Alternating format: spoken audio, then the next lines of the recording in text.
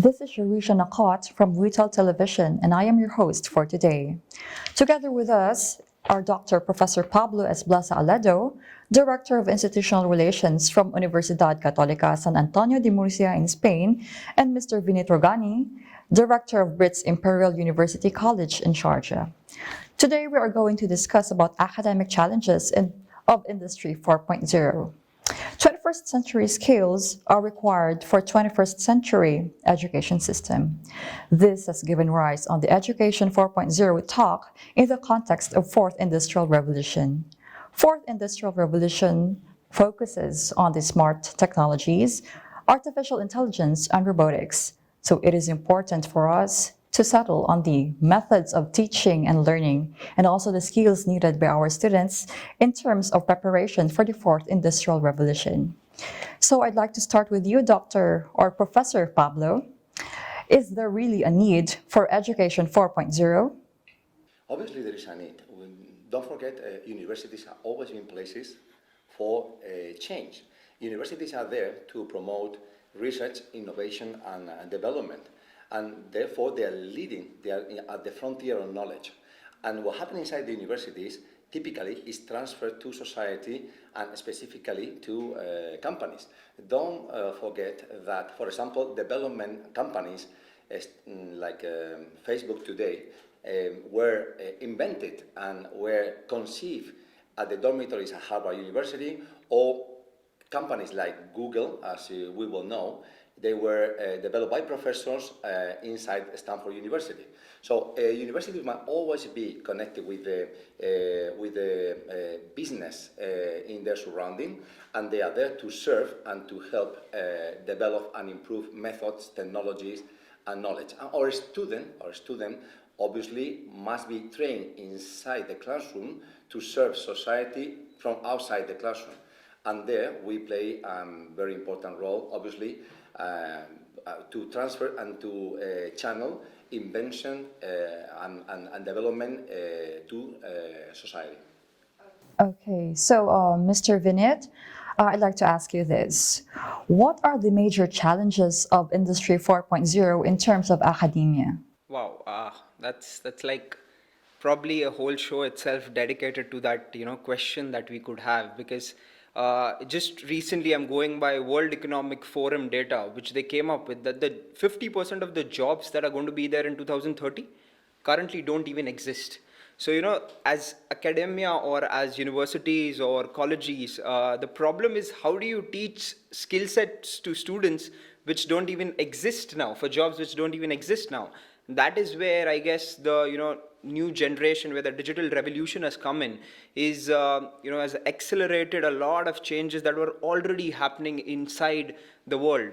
And because of it, how you look at it is, these days the 21st century literate in the industry 4.0, or the education 4.0 as you call it, is not somebody who can just read and write. That's not the literate. The literate one is somebody who knows the art of self-learning, because they'll have to learn, unlearn, and relearn a lot of things as well. So that's very important from a student's perspective, and that is where universities like UCAM, education institutions like us, are partnering to kind of come up with a way where students are being prepared for whatever challenges come forward, because you can't prepare a student for things which you don't know. So they need to have that art of self-learning, and that is what universities and education institutes like us are focusing on.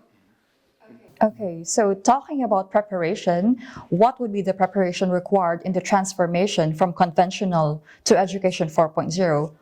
Professor Pablo, would you like to answer? In the first place, universities must be open and must embrace change. They must hire the right people that are prepared to teach the student how to adapt to this world that doesn't exist still. What I believe that university must do, apart for, as Vinit was saying,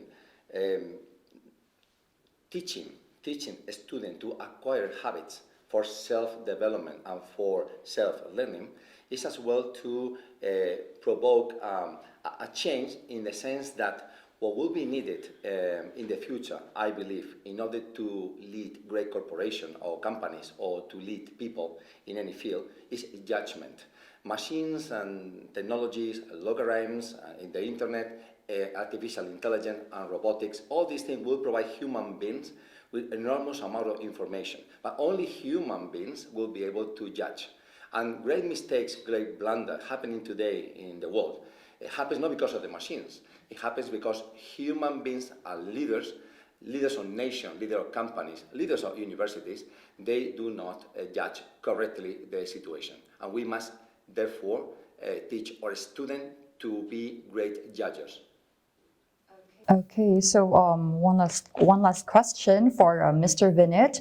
Speaking of artificial intelligence, how will artificial intelligence, as mentioned by Professor Pablo, influence the global higher education sector? Oh, again, so artificial intelligence is the buzzword these days, where everyone is kind of, machines are going to replace jobs, and machines are going to take over a lot of jobs. But there are a lot of new jobs that are also going to be created, because understand that it's becoming a very small world. Jobs these days are where I have an example of a friend who's sitting over here in Dubai, having customers in Japan, working for a German, having a boss in Germany and working for an American company. Three different parts of the world, three different continents, totally different cultures. Now these things you can't replace. Where a Japanese guy is somebody very punctual, a German guy has an eye for dexterity, an American company, the way it looks at the world as its market. We sitting here in a small city of a small country, just think of this region, the next kilometer, at max this country as a market. But an American company thinks of the whole world as its market, and that is where all these exposure is important. Artificial intelligence, yes, people need to embrace change and give a meaning to it, rather than kind of fearing as to what all dispersions it's going to bring across, because it's going to be on the positive side as well. People are just looking at it from worrying from the aspects that many jobs are going to be replaced, but many new jobs are also going to be created. And that is where people should be embracing this change of artificial intelligence or the digital revolution that is happening altogether. All right, so thank you so much, Professor Pablo and Mr. Vinit. So that is our first panel for Academic Challenges of Industry 4.0.